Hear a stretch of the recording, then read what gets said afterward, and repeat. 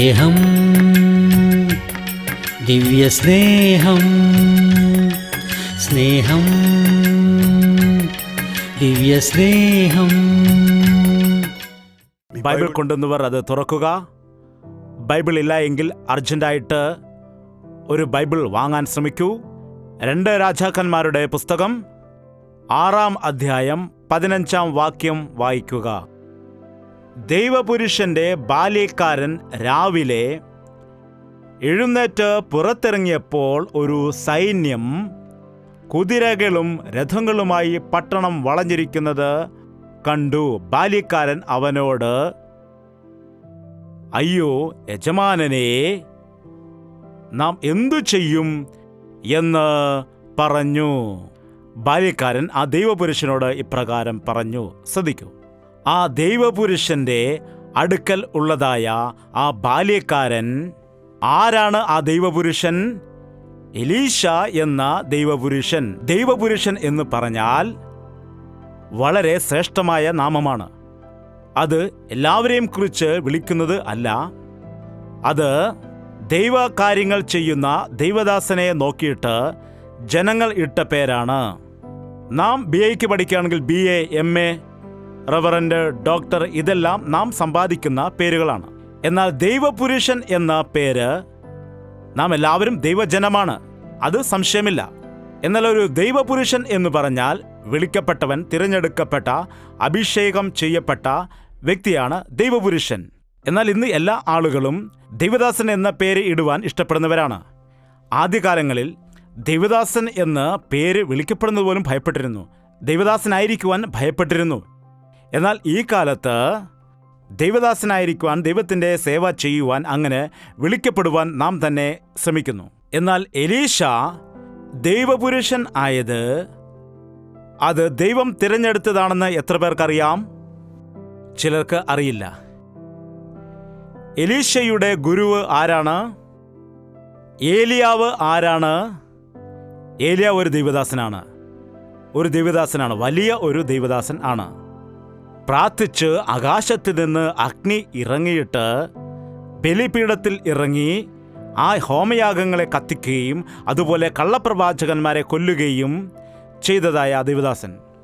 ആ പ്രവാചകനോട് ഇസബേല്, നീ എൻ്റെ പ്രവാചകന്മാരെ കൊന്നുവോ? നിന്നെ ഞാൻ കാണിച്ചു തരാമെന്ന് പറഞ്ഞപ്പോൾ ആ വലിയ ദൈവദാസൻ ഭയപ്പെട്ട് അവിടെ നിന്ന് ഓടി ചൂരച്ചെടിയുടെ കീഴിൽ പോയി എവിടെയോ ഇരുന്ന് അവിടെ ഇരുന്നു കൊണ്ട്, കർത്താവേ, ഞാൻ ചെയ്തതെല്ലാം മതി. നിന്റെ ദാസനായിരിക്കുന്ന ഞാൻ എങ്ങനെയാണ് ഒരു സ്ത്രീയുടെ കയ്യിൽ മരിക്കുന്നത്? അതുകൊണ്ട് എൻ്റെ ജീവിതത്തിൽ നീ ചെയ്തതെല്ലാം മതി, എന്നെ തന്നെ നീ കൊല്ലുക എന്ന് നിരാശപ്പെട്ടിരിക്കുമ്പോൾ ദൈവം തൻ്റെ ദൂതനെ അയച്ച് അവനെ ബലപ്പെടുത്തി. ദൈവം അവനോട് കൽപ്പിക്കുകയും ഹോരേബ് പർവ്വതത്തിലേക്ക് കൊണ്ടുപോവുകയും ചെയ്തു. നീ ഒരുവൻ മാത്രമല്ല, നിന്നെപ്പോലെ അനേകം ആളുകൾ എനിക്കുണ്ട് എന്ന് പറഞ്ഞ് അവനെ ഓർമ്മപ്പെടുത്തുകയും ചെയ്ത്, നീ ഇപ്പോൾ തന്നെ മരിക്കേണ്ടവനല്ല, നിന്നെക്കുറിച്ച് എനിക്ക് വലിയ പദ്ധതികളുണ്ട്. എൻ്റെ ഉദ്ദേശങ്ങൾ വേറെയാണ്, അതുപോലെ നിന്റെ ഉദ്ദേശങ്ങളും വേറെയാണ്. നീ ഒരു ചാവേറായി മരിക്കുവാനല്ല ഞാൻ ആഗ്രഹിക്കുന്നത്. ആകാശത്തുനിന്ന് അഗ്നിരഥങ്ങൾ ഇറക്കിയിട്ട് നിന്നെ സ്വർഗത്തിലേക്ക് കൊണ്ടുപോകുവാൻ വേണ്ടി ഞാൻ ആഗ്രഹിക്കുമ്പോൾ, നീയാണെങ്കിൽ ഭയപ്പെട്ട ചൂരച്ചെടിയുടെ കീഴിലിരുന്ന് മരിക്കുവാൻ വേണ്ടി ആഗ്രഹിക്കുന്നു. ഇതല്ല നിന്നെക്കുറിച്ചുള്ള എൻ്റെ ഉദ്ദേശം. നീ മരിക്കുന്നതിന് മുൻപ് നിന്നെക്കുറിച്ച് എനിക്ക് ചില പണികളുണ്ട്. നീ ചെയ്യേണ്ടതായ കാര്യങ്ങളെല്ലാം ചെയ്തിട്ട് ഞാൻ തന്നെ നിന്നെ എടുത്തുകൊള്ളാം, ഞാൻ തന്നെ നിന്നെ വിളിച്ചുകൊള്ളാം എന്ന് പറഞ്ഞിട്ട് നീ രാജാവിനെ അഭിഷേകം ചെയ്യണം. നീ നിനക്ക് പകരമായിട്ട് എലീശ എന്ന യൗവനക്കാരനെ ദൈവവേലയ്ക്ക് വേണ്ടി അഭിഷേകം ചെയ്യണം എന്ന് ദൈവം പറഞ്ഞപ്പോൾ, എലീശ എവിടെയുണ്ട് എന്ന് അന്വേഷിച്ചു പോയ സമയത്ത് എലീശ കാളകളെ വെച്ച് ഉഴുവിക്കുകയാണ്. എത്ര കാളകളെയാണ് കെട്ടിയത്? 12 കാളകളെ പൊട്ടി ഉഴുവിക്കുകയാണ്. 12ാമത്തേതിനോട് കൂടിയായിരിക്കുന്നു താൻ. അതായത് വലിയ ഒരു ഭൂസ്വത്തിന് ഉടമയാണ്, ഒരു ധനവാന്റെ മകനാണ്, ഒരു കൃഷിക്കാരൻ ആണ്.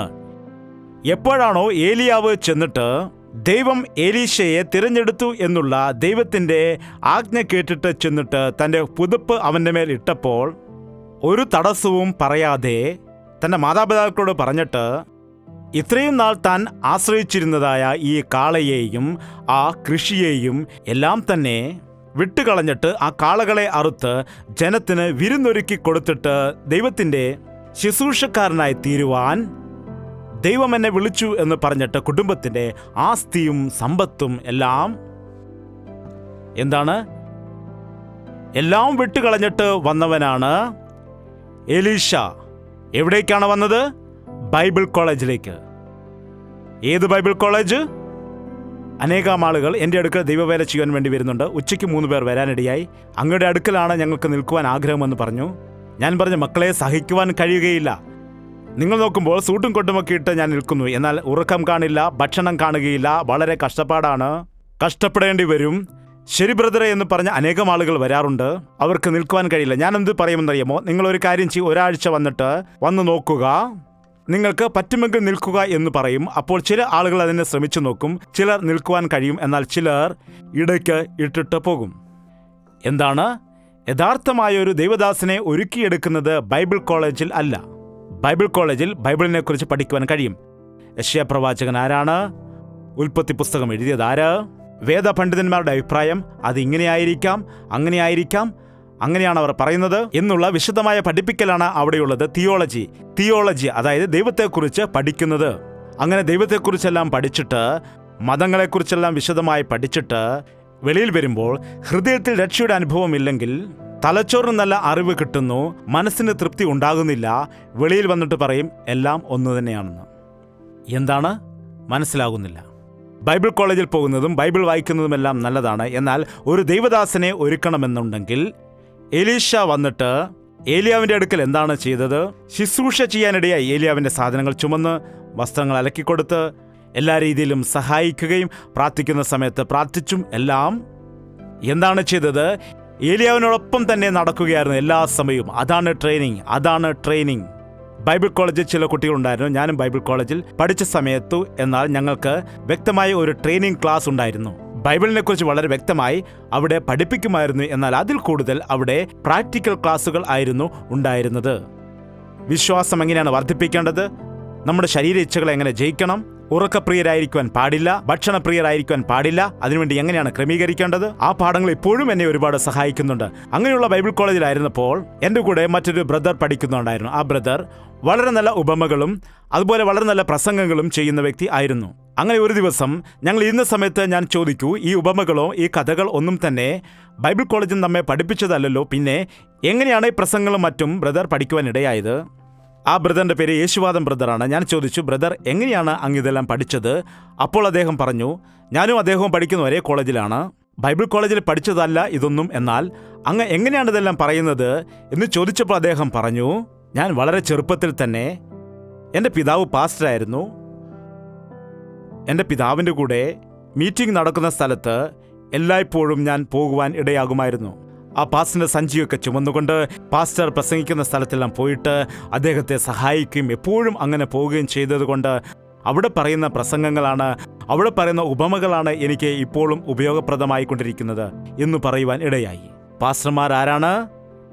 അമേരിക്കയിൽ പോയി പഠിച്ച വ്യക്തികളല്ല, ബൈബിൾ കോളേജിൽ പഠിച്ച വ്യക്തികളല്ല. കർത്താവിൻ്റെ പാദപീഠത്തിങ്കൽ ഇരുന്നു കൊണ്ട് ദിനംതോറും ധ്യാനിക്കുകയും സാധാരണ ജനങ്ങൾക്ക് മനസ്സിലാകുന്ന രീതിയിൽ ദൈവത്തിൻ്റെ വചനം വളരെ ലളിതമായി പഠിപ്പിക്കുകയാണ് എങ്കിൽ അത് മറ്റുള്ളവർക്ക് മനസ്സിലാകാൻ ഇടയാകും. ഈ കാലത്ത് അനുഭവങ്ങൾ ഇല്ല, എല്ലാം കോപ്പിയാണ്. എവിടാണ്? ഗൂഗിൾ. ഇൻ്റർനെറ്റിൽ കയറിയിട്ട് അതിൽ കാണുന്നതായ പ്രസംഗങ്ങൾ, പഴയ ഭക്ഷണ പദാർത്ഥങ്ങൾ ഓവനിൽ വെച്ചിട്ട് ചൂടാക്കുന്നത് പോലെ അങ്ങനെ പ്രസംഗിക്കുന്ന സമയത്ത് അത് കേൾക്കുവാൻ വളരെ രസമായിരിക്കുമെന്നാൽ അത് ഹൃദയത്തിൽ ഇറങ്ങുകയേ ഇല്ല, ഹൃദയത്തെ സ്പർശിക്കില്ല. എലീഷ ഏലിയാവിൻ്റെ പിറകെ തന്നെയാണ്. ഒരു സമയമെത്തിയപ്പോൾ ഏലിയാവ് പറഞ്ഞു, എന്നെ ദൈവം വിളിക്കുന്നുണ്ട്. ബേഥേലിൽ പ്രവാചക ശിഷ്യനുണ്ട്, ബൈബിൾ കോളേജ് ഉണ്ട്. ഇപ്പോൾ നിങ്ങൾ കൈസേരിയിലേക്ക് ചെല്ലുകയാണെങ്കിൽ ഇപ്പോഴും നമുക്ക് ആകാശത്ത് നിന്ന് അഗ്നി ഇറങ്ങിയതായ ആ സ്ഥലം യെരുശലേമിൽ പാലസ്തീനിൽ നമുക്ക് കാണുവാൻ കഴിയും. അവിടെ ചില പ്രവാചക ശിഷ്യന്മാരുണ്ട്. അവിടെ ബഥേലുണ്ട്. 2 രാജാക്കന്മാർ 2-ാം അധ്യായം 2-ാം വാക്യം പറയുന്നു, ഏലിയാവ് എലീശയോട്, നീ ഇവിടെ താമസിച്ചു കൊള്ളുക, യഹോവ എന്നെ ബഥേലിലേക്ക് അയച്ചിരിക്കുന്നു എന്ന് പറഞ്ഞു. എലീശ അവനോട്, യഹോവയാണ്, നിന്റെ ജീവനാണ്, ഞാൻ നിന്നെ വിടുകയില്ല എന്ന് പറഞ്ഞു. അങ്ങനെ അവർ ബഥേലിലേക്ക് പോയി. ബഥേൽ എന്ന് പറഞ്ഞാൽ പ്രാർത്ഥനാ ആലയം എന്നാണ് അർത്ഥം. ദൈവം എന്നോട് ബഥേലിലേക്ക് പോകുവാൻ പറയുന്നു. നീ ഇവിടെ തന്നെ നിൽക്കൂ. എവിടെയാണത്? ഗിൽഗാലിൽ നീ താമസിക്കൂ.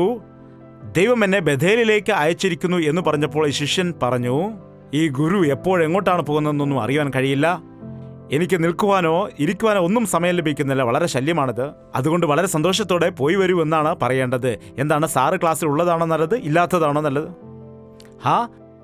പ്രിൻസിപ്പാളും ടീച്ചറും ഉള്ളതാണോ നല്ലത്, അതോ സ്കൂളിൽ പ്രിൻസിപ്പാളൊന്നും ഇല്ലാത്തതാണോ നല്ലത്?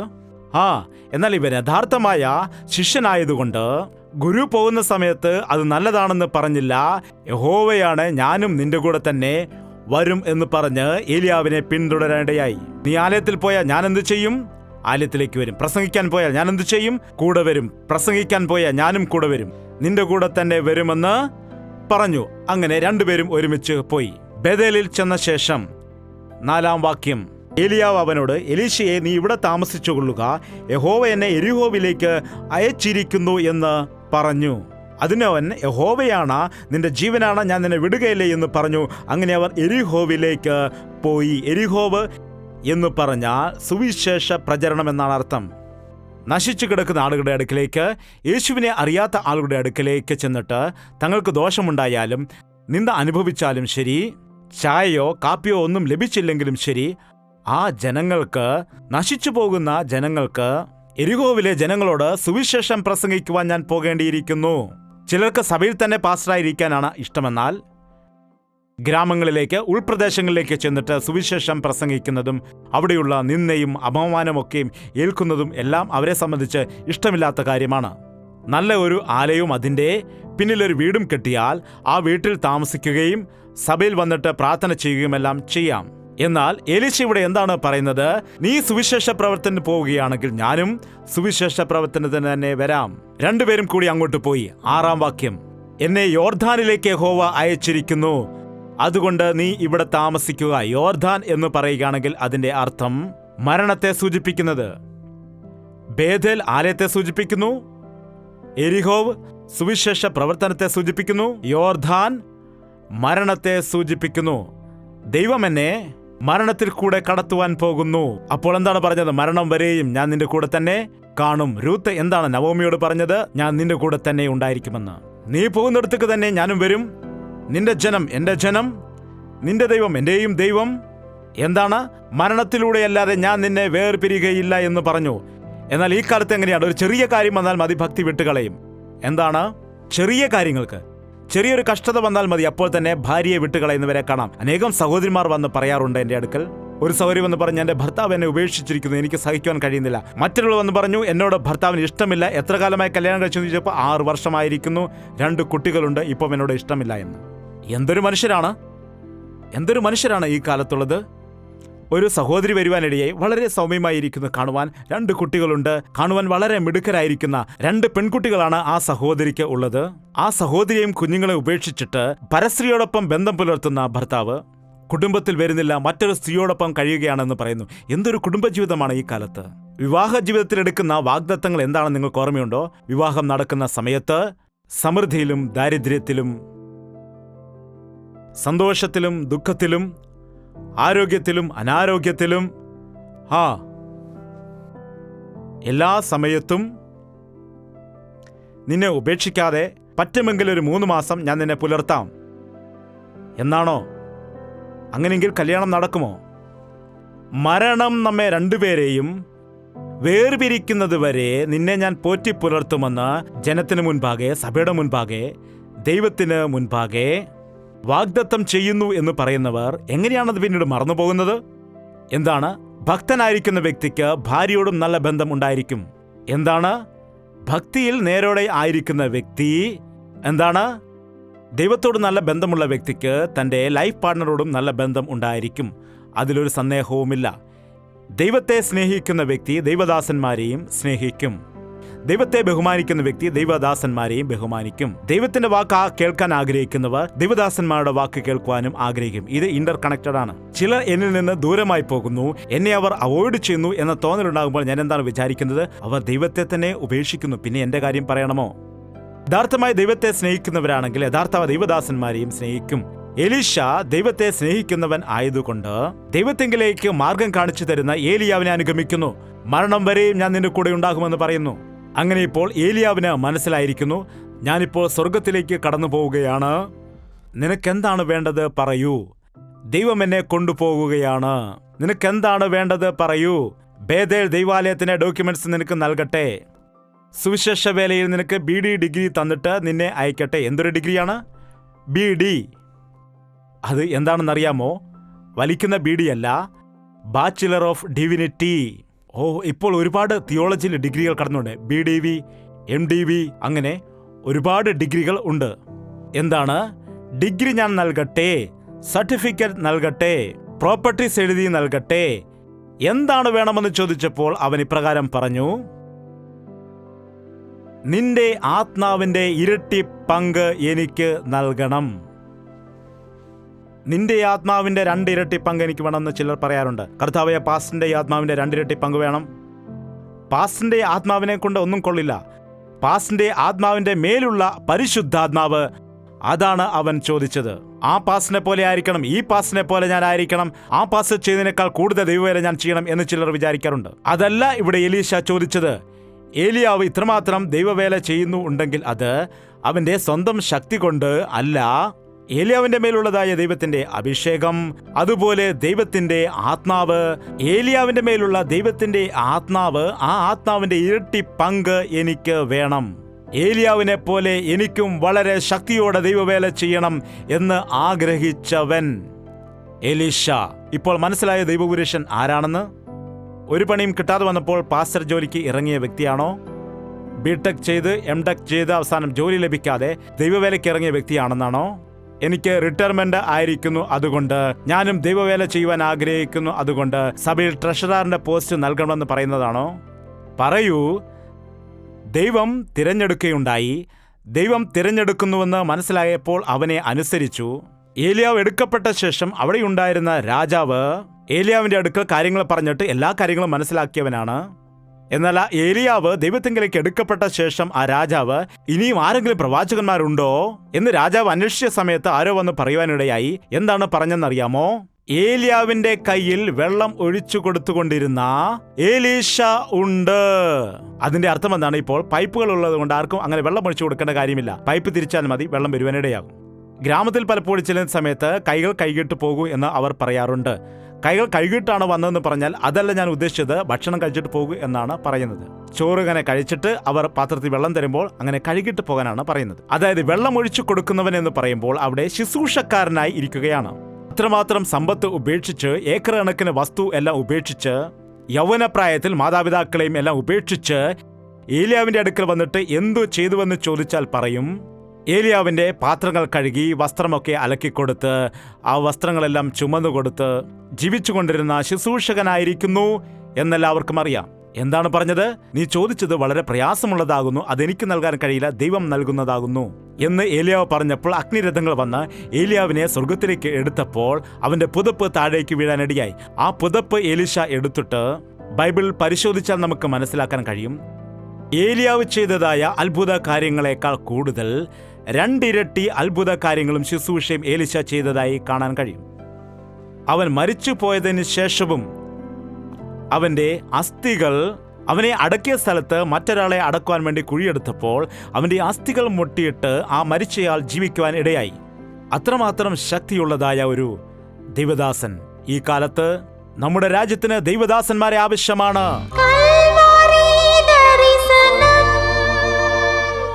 തലകളെ വണക്കും, നമുക്ക് പ്രാർത്ഥിക്കാം. എല്ലാവരും വായി തുറന്ന് പ്രാർത്ഥിക്കുക. മനുഷ്യരെ കണ്ടുകൊണ്ട് ഭയപ്പെടുന്നു ദൈവമേ, അധികാരികളെ കണ്ടുകൊണ്ട് ഭയപ്പെടുകയാണ്, വളരെ നിരാശയിലും ഭയത്തിലും ആയിരിക്കുകയാണ്. എൻ്റെ ഭാവിയെക്കുറിച്ച് ഓർത്ത് ഭയപ്പെടുകയാണ്, കുഞ്ഞുങ്ങളുടെ ഭാവി എന്താണെന്ന് വിചാരിച്ച് ഭയപ്പെടുന്നു. ദൈവമേ, എന്നോട് നീ ഒന്ന് കരുണ കാട്ടണമേ. എൻ്റെ ചുറ്റും നീ എത്ര ദൈവദൂതന്മാരെ കൊണ്ട് കാവൽ ചെയ്തിരിക്കുന്നു. എൻ്റെ സങ്കേതവും എൻ്റെ കോട്ടയും എൻ്റെ ബലവും നീയാകുന്നുവല്ലോ. എനിക്കൊരു ആപത്തും വരികയില്ലെന്ന് നീ പറഞ്ഞു. നിന്റെ വചനത്തിലുള്ളതെല്ലാം വിശ്വസിക്കുവാൻ നീ എന്നെ സഹായിക്കുമാറാകണം.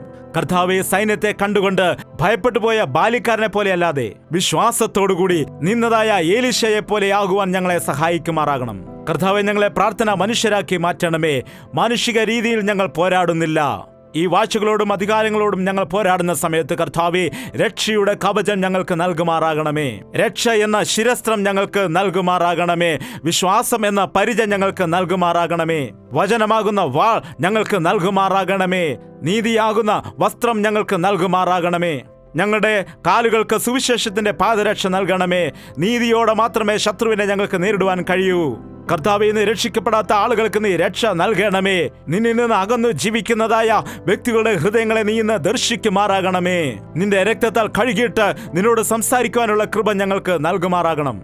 കർത്താവെ, ഒരു വയറിൽ കൂടി ഇലക്ട്രിസിറ്റി പ്രവഹിക്കുന്നത് പോലെ നിന്റെ പരിശുദ്ധാത്മാവ് ഞങ്ങളിലേക്ക് പ്രവഹിക്കുവാനുള്ള സഹായം നീ ഞങ്ങൾക്ക് ചെയ്യുമാറാകണമേ. ഞങ്ങളുടെ ഹൃദയം നിറയെ നിന്റെ സാന്നിധ്യം അനുഭവിക്കുവാനുള്ള സഹായം ചെയ്യുമാറാകണം. നിന്റെ നാമത്തെ ധരിച്ചിരിക്കുന്ന ആരെയും നീ വിട്ടുകളയരുതേ. ഞങ്ങളുടെ കുടുംബത്തിലുള്ള എല്ലാ പ്രതികൂലങ്ങളെയും പ്രാർത്ഥനയിൽ കൂടി എങ്ങനെ നേരിടണമെന്നും അതുപോലെ പിശാചിനെ ജയിക്കുവാനും ഞങ്ങളെ ശക്തീകരിക്കണമേ.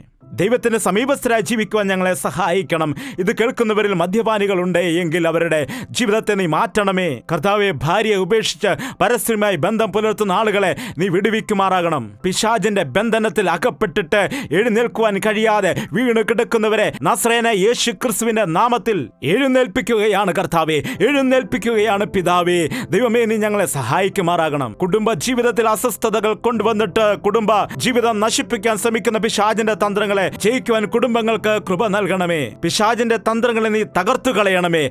കർത്താവേ, നിന്റെ ഹിതം നടത്തുമാറാകണം. നിന്റെ പ്രവൃത്തികൾ ചെയ്യുമാറാകണമേ. എല്ലാ കുടുംബത്തിലും അനുഗ്രഹം കൊടുക്കണമേ. എല്ലാവരുടെയും ജീവിതത്തിലുള്ളതായ എല്ലാ പ്രതികൂലങ്ങളെയും ജയിക്കാൻ ആവശ്യമായ പ്രാർത്ഥനാ ശക്തി ഞങ്ങൾക്ക് നൽകുമാറാകണമേ. എല്ലാ വ്യക്തികളും പിശാചിന്റെ തന്ത്രത്തെ ജയിക്കുന്നവരായി ജീവിക്കുവാനുള്ള കൃപ ഞങ്ങൾക്ക് നൽകണമേ. പിശാചിനെ ഭയപ്പെടുന്നവരായി, പിശാചിനെ കീഴ്പ്പെടുന്നവരായി ഞങ്ങൾ ജീവിക്കാതെ പിശാചിന്റെ തന്ത്രങ്ങളെ നേരിട്ടുകൊണ്ട് അവനെ ജയിക്കുന്നവരായി ജീവിക്കുവാൻ ഞങ്ങൾ എല്ലാവരെയും സഹായിക്കുമാറാകണമെന്ന് യേശു ക്രിസ്തുവിന്റെ നാമത്തിൽ അപേക്ഷിക്കുന്നു പിതാവേ. ആമേൻ. യേശുവേ, യേശുവേ, യേശുവേ, യേശുവേ, യേശുവേ, യേശുവേ, യേശുവേ, യേശുവേ. നിന്നെ നിന്നെ എന്നും ഞാൻ സേവിക്കും. നീ മാത്രം രാജാവെന്നും. നിന്നെ നിന്നെ എന്നും ഞാൻ സേവിക്കും. നീ മാത്രം രാജാവെന്നും. യേശുവേ, യേശുവേ, യേശുവേ, യേശുവേ, യേശുവേ, യേശുവേ, യേശുവേ, യേശുവേ, യേശുവേ, യേശുവേ, യേശുവേ.